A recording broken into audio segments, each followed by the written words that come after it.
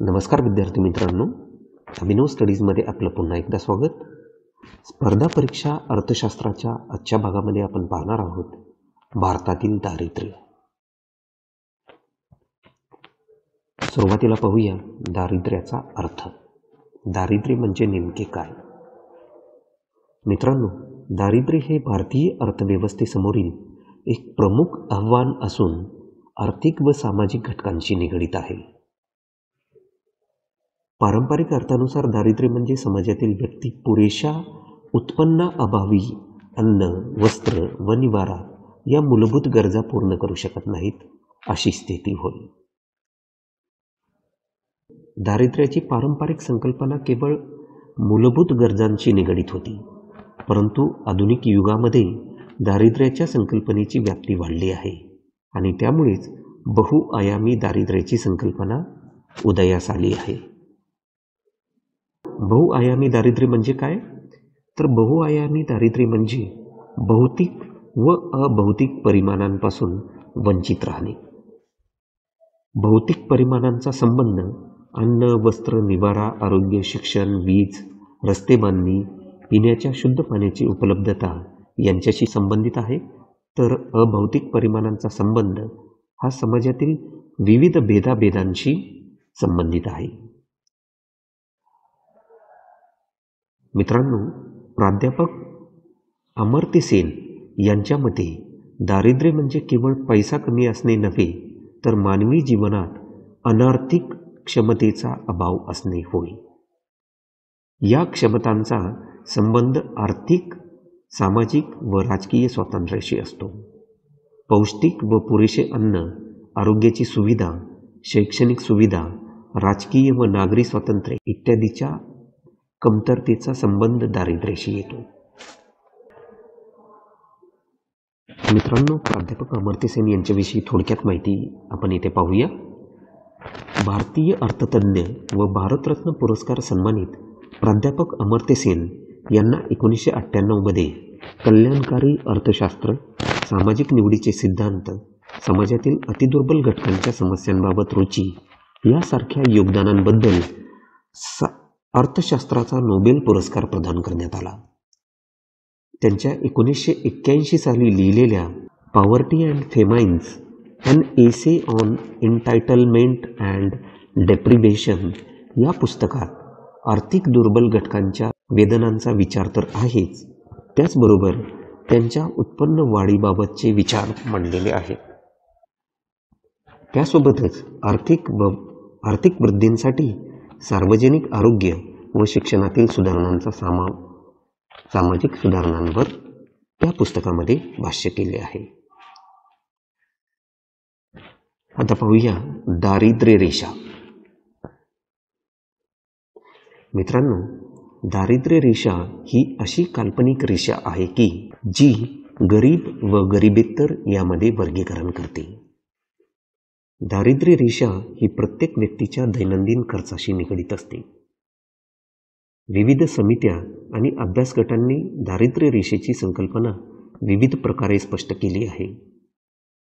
नीती आयोगाने दारिद्र्य निर्मूलनासाठी नेमलेल्या कार्यगटाच्या व्याख्येनुसार सामाजिकदृष्ट्या मूलभूत गरजा भागविण्यासाठी लागणाऱ्या वस्तू व सेवा खरेदी करण्याकरता जो खर्च येतो त्या प्रारंभिक खर्चाच्या पातळीस दारिद्र्य रेषा असे म्हणतात. दारिद्र्य रेषेचे प्रमुख उद्देश. दारिद्र्य रेषेचा पहिला प्रमुख उद्देश आहे दारिद्र्य रेषेच्या वर म्हणजेच अबाव पॉवर्टी लाईन, दारिद्र्य रेषेच्या खाली म्हणजेच बिलो पॉवर्टी लाईन असणारी लोकसंख्या ठरविणे. म्हणजे दारिद्र्य रेषेच्या वरती आणि दारिद्र्य रेषेच्या खाली किती लोकसंख्या आहे हे निश्चित करणे. कुटुंबांच्या उपभोग खर्चावरून दारिद्र्याची ओळख पटविणे. त्यासोबत वेळोवेळी दारिद्र्याचा मागोवा घेऊन प्रदेशांची तुलना करणे आणि दारिद्र्य निर्मूलन कार्यक्रमासाठी आवश्यक खर्चाचा अंदाज बांधणे.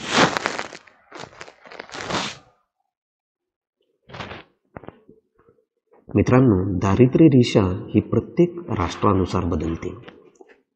जागतिक जागतिक बँकेच्या अहवालानुसार दारिद्र्य रेषा ही 2011च्या किमतीनुसार दर दिवशी $1.90 इतकी क्रयशक्तीच्या समानतेवर आधारित आहे.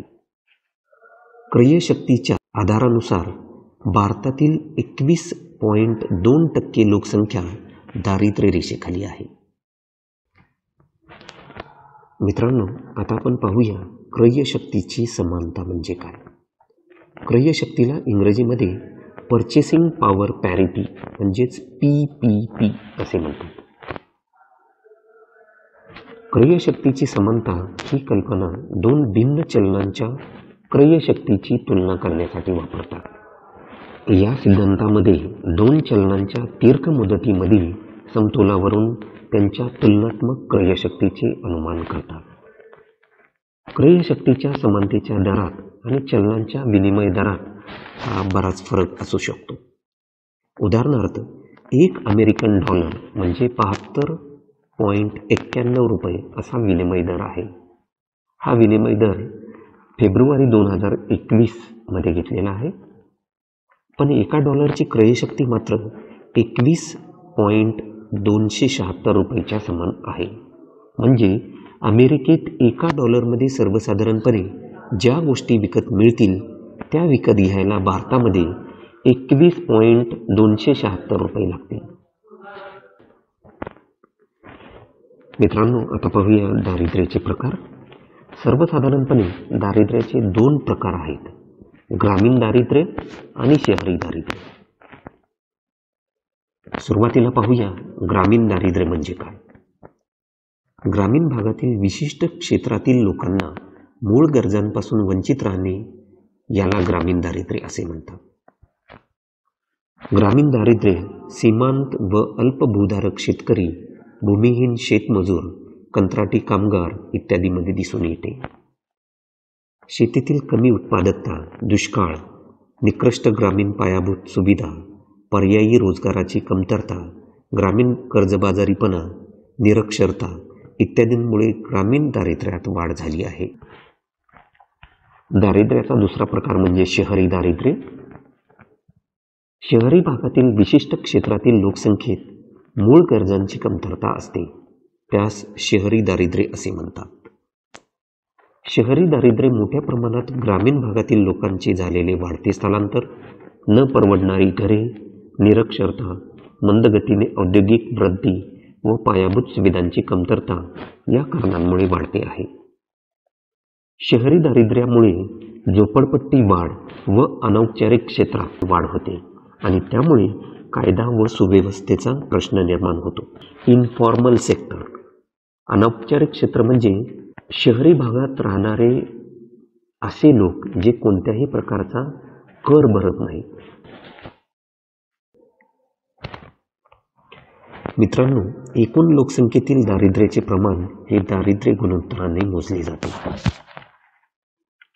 त्यावरून दारिद्र्याचा विस्तार निश्चित केला जातो. पूर्वीची दारिद्र्य रेषा ही उष्मांकाच्या उपभोगावर म्हणजेच कन्झम्पशन ऑफ कॅलरीज वर अवलंबून होती. त्यात इतर वस्तूंच्या उपभोगाचा समावेश नव्हता.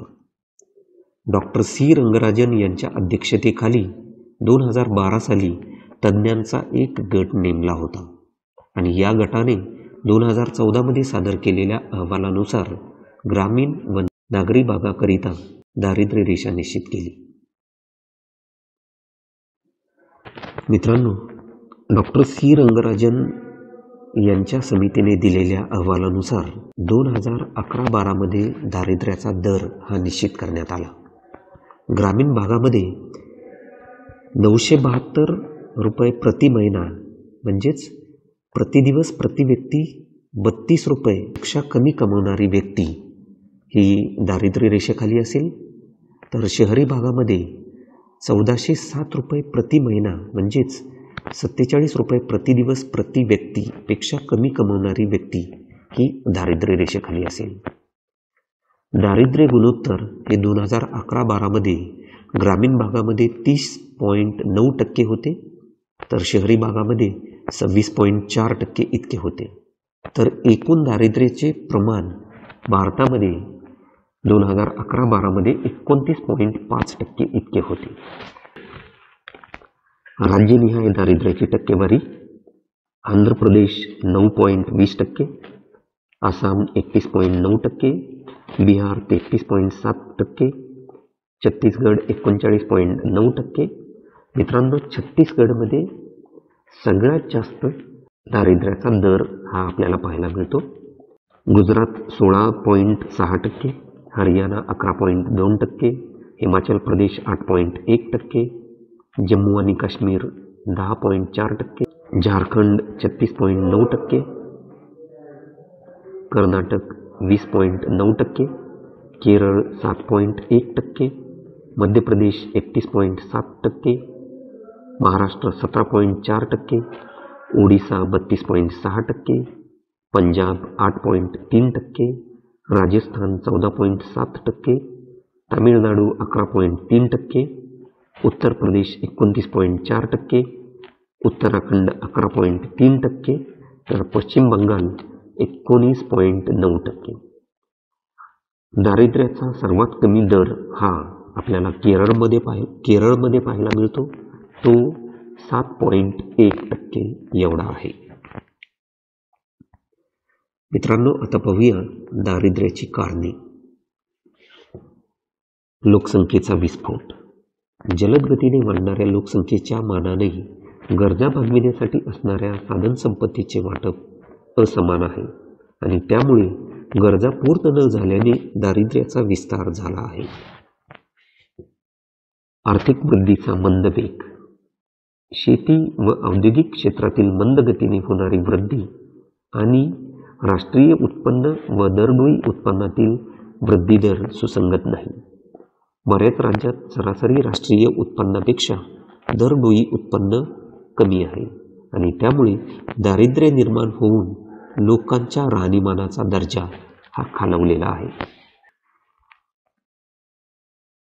ग्रामीण व शहरी भागातील दारिद्र्याचे प्रमाण वाढण्याचे कारण बेरोजगारी व अर्ध बेरोजगारी आहे.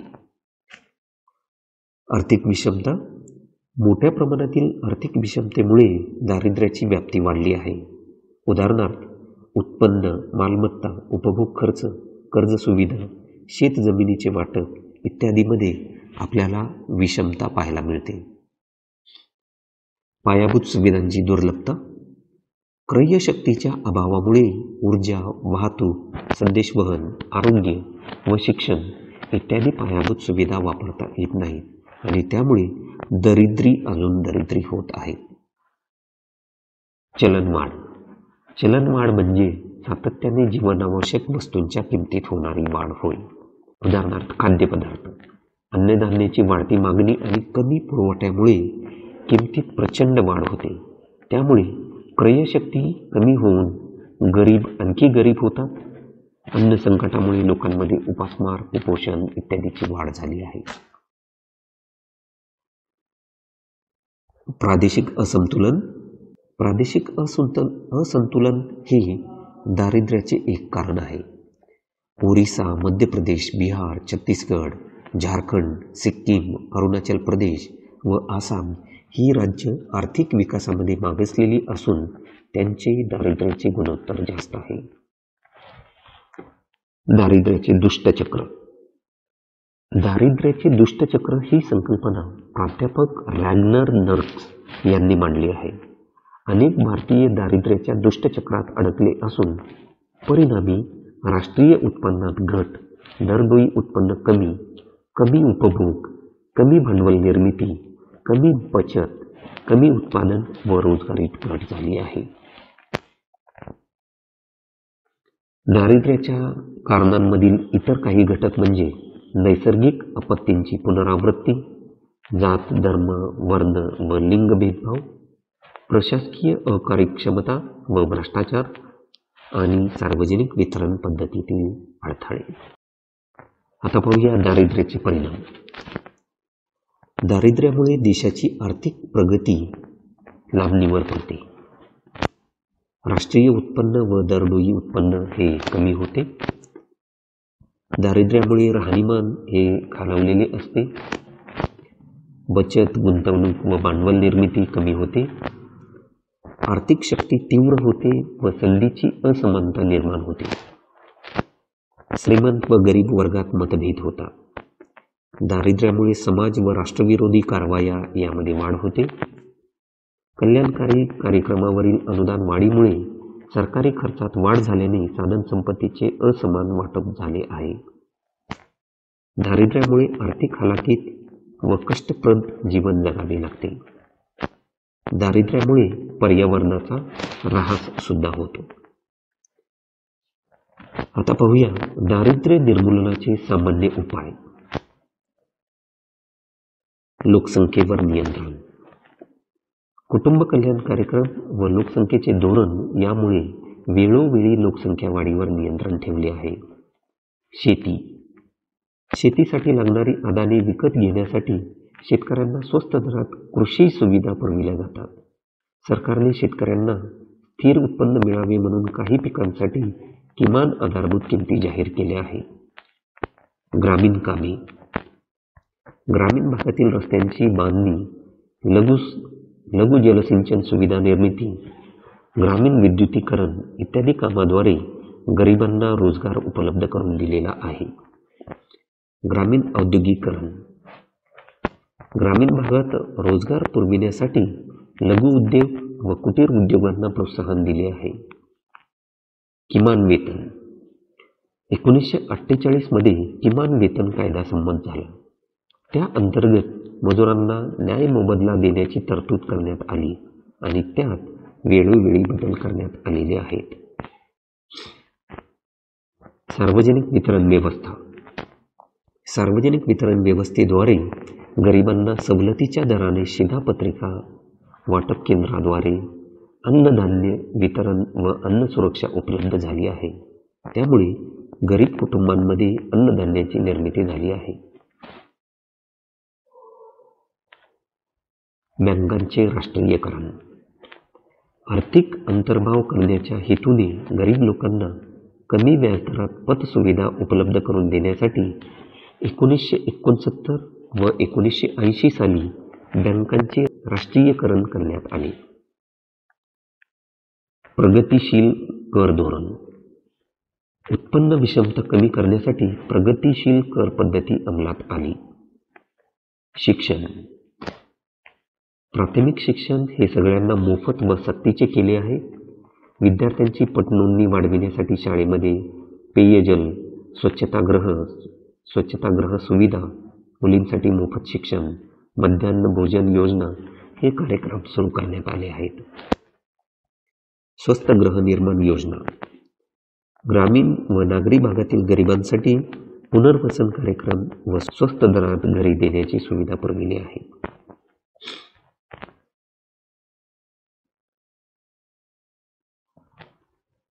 आरोग्याच्या सुविधा.